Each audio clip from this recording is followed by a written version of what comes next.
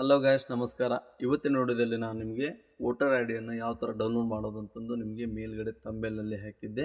ಅದೇ ಥರ ನಾನು ಇವಾಗ ವೋಟರ್ ಐ ಡಿ ಯಾವ ಥರ ಡೌನ್ಲೋಡ್ ಮಾಡೋದು ಅಂತಂದು ನಿಮ್ಮ ಮೊಬೈಲಲ್ಲೇ ನೀವೇ ಡೌನ್ಲೋಡ್ ಯಾವ ಥರ ಮಾಡೋದು ಅಂತಂದು ಇವತ್ತಿನ ವಿಡಿಯೋದಲ್ಲಿ ನಾನು ತಿಳಿಸ್ಕೊಡ್ತೀನಿ. ಈ ವಿಡಿಯೋ ಇಷ್ಟ ಆದರೆ ನಿಮಗೆ ಲೈಕ್ ಮಾಡಿ, ಶೇರ್ ಮಾಡಿ ಮತ್ತು ಸಬ್ಸ್ಕ್ರೈಬ್ ಅನ್ನೋದನ್ನು ಮಾಡಿ. ಹಾಗೆ ಬೆಲ್ ಐಕನನ್ನು ಕ್ಲಿಕ್ ಮಾಡಿ. ಬೆಲ್ ಐಕನನ್ನು ಯಾವುದಕ್ಕೆ ಕ್ಲಿಕ್ ಮಾಡಿ ಅಂತಂದು ಹೇಳ್ತೀನಿ ಅಂತಂದರೆ, ನಾನು ಮಾಡೋ ನೆಕ್ಸ್ಟ್ ವಿಡಿಯೋ ನಿಮಗೆ ನೋಟಿಫಿಕೇಷನ್ ಮುಖಾಂತರ ತಲುಪುತ್ತೆ. ಆ ಉದ್ದೇಶಕ್ಕೆ ಇಲ್ಲಿ ನಾನು ಪಕ್ಕದಲ್ಲಿ ಒಂದು ಸ್ಕ್ರೀನ್ ಶೇರನ್ನು ಮಾಡ್ತೀನಿ. ಅದರ ಮುಖಾಂತರ ನೀವು ನೋಡಿಕೊಂಡು ನೀವು ನಿಮ್ಮ ಮೊಬೈಲಲ್ಲೇ ವೋಟರ್ ಐ ಡಿ ಡೌನ್ಲೋಡ್ ಮಾಡ್ಕೊಳ್ಳಿ. ನಾನಿವಾಗ ಪಕ್ಕದಲ್ಲಿ ಸ್ಕ್ರೀನ್ ಶೇರ್ ಮಾಡ್ತಾಯಿದ್ದೀನಿ. ಮೊದಲಿಗೆ ನೀವು ನಿಮ್ಮ ಮೊಬೈಲಲ್ಲಿ ಇರ್ತಕ್ಕಂತಹ ಒಂದು ಪ್ಲೇಸ್ಟೋರನ್ನು ಓಪನ್ ಮಾಡ್ಕೊಳ್ಳಿ. ನಾನಿವಾಗ ನನ್ನ ಮೊಬೈಲಲ್ಲಿ ಇರ್ತಕ್ಕಂಥ ಒಂದು ಪ್ಲೇಸ್ಟೋರನ್ನು ನಾನು ಕ್ಲಿಕ್ ಮಾಡ್ತೀನಿ ಮತ್ತು ಓಪನ್ ಅನ್ನೋದನ್ನು ಮಾಡ್ಕೊಳ್ತೀನಿ. ಇಲ್ಲಿ ಸರ್ಚ್ ಆಪ್ಷನ್ ಇದೆಯಲ್ಲ, ಸರ್ಚ್ ಆಪ್ಷನ್ನಿಗೆ ಬಂದ್ಬಿಟ್ಟು ನಾವು ಏನು ಮಾಡಬೇಕು ಅಂತಂದರೆ, ಇಲ್ಲಿ ನಾವು ಈ ಸೆಂಟ್ ಅಂತಂದು ಒಂದು ಸ್ಪೆಲ್ಲಿಂಗನ್ನು ನಾವು ಆ್ಯಡ್ ಮಾಡ್ಕೋಬೇಕಾಗತ್ತೆ. ನಾನು ಈ ಸೆಂಟ್ ಅಂತಂದು ಒಂದು ನೇಮನ್ನು ಬರ್ಕೊಳ್ಳಿ. ಈ ಸೆಂಟ್ ಅಂತಂದು ಆದಮೇಲೆ ಇದನ್ನು ನಾವು ಸರ್ಚ್ ಮಾಡಬೇಕಾಗತ್ತೆ.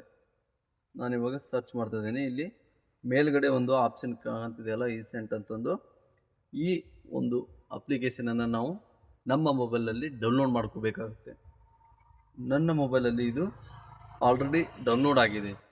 ಆದ ಕಾರಣ ನನಗೆ ಓಪನ್ ಅನ್ನೋ ಆಪ್ಷನನ್ನು ಕಾಣ್ತಾ ಇದೆ. ನಾನಿವಾಗ ಇದನ್ನು ಓಪನ್ ಮಾಡ್ಕೋತಾ ಇದ್ದೀನಿ. ಓಪನ್ ಮಾಡಿದಾದಮೇಲೆ ನಿಮಗೆ ಈ ಥರ ಒಂದು ಇಂಟರ್ಫೇಸ್ ಅನ್ನೋದನ್ನು ಕಾಣುತ್ತೆ. ಇವಾಗ ನಾನು ಇಂಟು ಮಾರ್ಕ್ ಮೇಲೆ ಕ್ಲಿಕ್ ಮಾಡ್ತೀನಿ. ಇದು ಎಲ್ಲ ಹೈಡ್ ಆಗುತ್ತೆ, ಹೋಗುತ್ತೆ. ಇಲ್ಲಿ ನಮಗೆ search your name in voter list ಅಂತಂದು ಕಾಣಿಸ್ತಿದೆ ಅಲ್ಲ, ಅದ್ರ ಮೇಲೆ ನಾವು ಕ್ಲಿಕ್ ಮಾಡ್ಕೋಬೇಕಾಗತ್ತೆ. ನಾನು ಇವಾಗ ಕ್ಲಿಕ್ ಮಾಡ್ಕೋತಾ ಇದ್ದೀನಿ. ಇಲ್ಲಿ ನೋಡಿ, ಸಿಂಪಲ್ಲಾಗಿ ಇಲ್ಲಿ ಏನಂತ ಸರ್ಚ್ ಮಾಡ್ಬೇಕಂತಂದರೆ EPIC ಅಂತಂದು ಒಂದು ನಿಮ್ಮ ವೋಟರ್ ಐ ಡಿ ನಂಬರು ಇರ್ತದೆ. ಆ ವೋಟರ್ ಐ ಡಿ ನಂಬರನ್ನು ಇಲ್ಲಿ ನಾವು ಎಂಟ್ರ್ ಮಾಡಬೇಕಾಗತ್ತೆ. ಎಂಟ್ರ್ ಮಾಡಿದ ಮೇಲೆ ಏನಾಗುತ್ತೆ, ನಾವು ಸರ್ಚ್ ಅನ್ನೋದನ್ನು ಕೊಟ್ಟರೆ ಏನಾಗುತ್ತೆ, ನಮ್ಮ ವೋಟರ್ ಐ ಡಿ ನಾವು ವೋಟರ್ ಐ ಡಿ ಹೆಲ್ಪ್ ಮುಖಾಂತರ ನಾವು ನಮ್ಮ ವೋಟರ್ ಐ ಡಿನ ಡೌನ್ಲೋಡ್ ಮಾಡ್ಕೋಬೋದು.